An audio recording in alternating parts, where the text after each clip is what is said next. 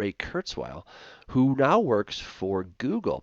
Ray Kurzweil is actually one of the foremost proponents of transhumanism. That is, that humans will eventually become people, become beings who have transcended their humanity. He actually has plans to resurrect his father in order to bring him back from the dead. We'll see what actually happens. He believes this is going to happen as early as 2029. Technological singularity will turn us into superhumans sometime in the next 12 years, according to a Google expert. This might sound like science fiction, but Google's director of engineering, Ray Kurzweil, has made 147 predictions since the 1990s and has a success rate of 86%. All right, so, this guy has a pretty good track record of getting things right, and even the timing. He's usually within a year or two of when these things are going to happen. Pretty amazing. Kurzweil says that when we live in a cybernetic society, we will have computers in our brains and machines will be smarter than human beings. Now, I don't think there's anything wrong with that from a biblical point of view. However, I think what is going to happen is as we continue to add things to our bodies, we will eventually go to a place where we'll be willing to change our entire genetic makeup, which I believe will be the basis of the mark of the beast. You can check that out in my book, Corrupting the Image. That's available on Amazon or on my website, douglashamp.com/store. You can check that out, and I deal with all of those interesting scriptural issues surrounding that idea. But it's really a slippery slope, right? So I don't see anything wrong with this in particular, but one thing will then begin to lead to another until we eventually say, you know what, we've gone this far and it's been okay. Why don't we go all the way and we'll see what happens? So he claims this is already happening with technology, especially with our addiction to our phones, and says the next step is to wire his technology into our brains, or this technology, I should say. So Kurzweil, an author who describes himself as a futurist and works on Google's machine learning project, predicted that technological singularity would happen by 2029 at the Southwest conference in Austin, Texas. Singularity is when carbon and silicon-based intelligence will merge to form a single global consciousness. By 2029, computers will have human-level intelligence, Kurzweil said in the interview in SXSW. That leads to computers having human intelligence, are putting them inside our brains, connecting them to the cloud, expanding who we are. Today, that's not just a future scenario, Kurzweil said. It's here in part, and it's going to accelerate, he said. Kurzweil said that machines are already making us smarter, and by connecting these machines to our neocortex, they will help people think more smartly. Okay, that sounds great.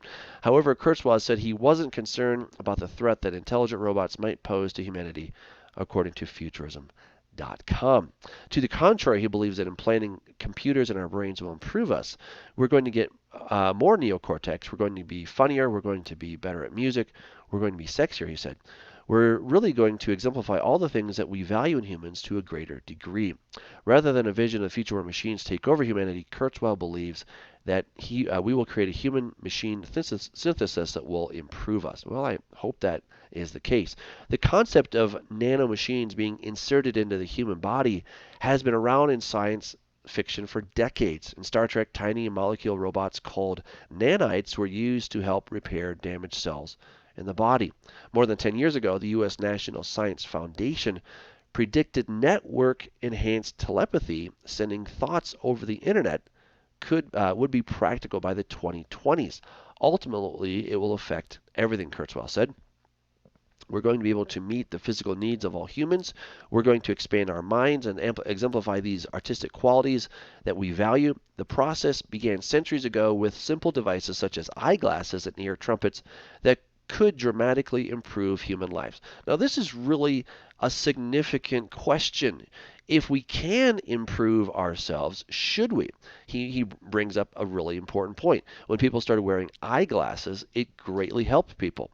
We now have the ability to help people that are deaf to actually hear by implanting, I don't know what you call it, but in their brains they can implant a little chip. They just open up a little bit and then they can actually hear. Now, I think that's a good thing. Shouldn't we be helping people to hear. Yes, we should. So I'm not at all against science. I'm not against the development of improvement for our bodies. What I think is dangerous is that when we're going to try to go down to the very DNA core and say we can actually create ourselves in a better way, we can start messing with our code. That's where I think it's going to be very dangerous to start messing with our code as a whole. And I do believe that the Antichrist will make his converted or beast DNA available to the world, which will be a synthesis with him and Satan.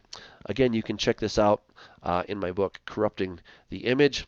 It's there on my website, douglashamp.com, and the store, if you want to learn more about that.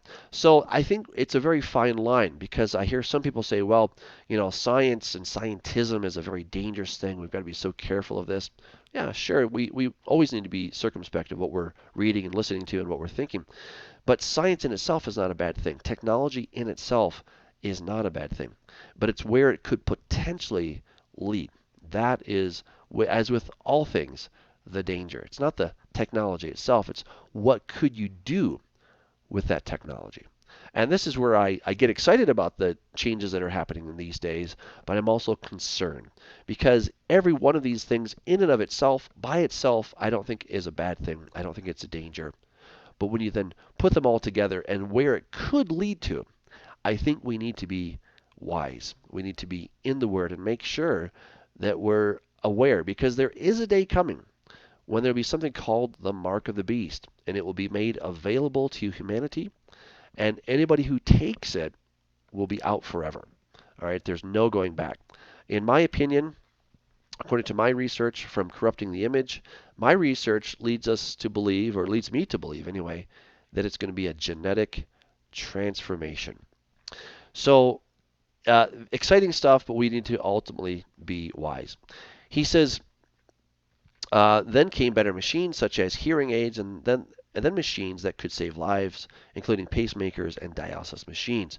By the second decade of the 21st century, we've become used to organs grown in laboratories, genetic surgery, and designer babies. In 2002, medical researchers used enzymes and DNA to build the first molecular computers. In 2004, improved versions were being injected into people's veins to fight cancer. The first use of the term singularity referred to the technological mind was by mathematician John von Neumann in the 1950s. He said ever accelerating progress of technology and changes in the mode of human life, which gives the appearance of approaching some essential singularity in the history of the race, beyond which human affairs as we know them could not continue. The term was then used by science fiction writer Vernor Vinge, who believes brain-computer interfaces are causes of the singularity. Ray Kurzweil cited von Neumann's use of the term in a foreword to von Neumann's classic, The Computer and the Brain. Again, you can check this out at dailymail.co.uk. So, exciting things ahead. We do need to be circumspect because, again, everything that can be used for good can also be used for evil. This is no exception. We need to just be wise. But in the meantime, exciting things. Keep this in mind. Stay in the Word. That is how we are going to be insulated. We'll be ready for when that day does come, that the mark of the beast will try to be foisted upon humanity. So stay in the Word and you'll be ready. Until next time.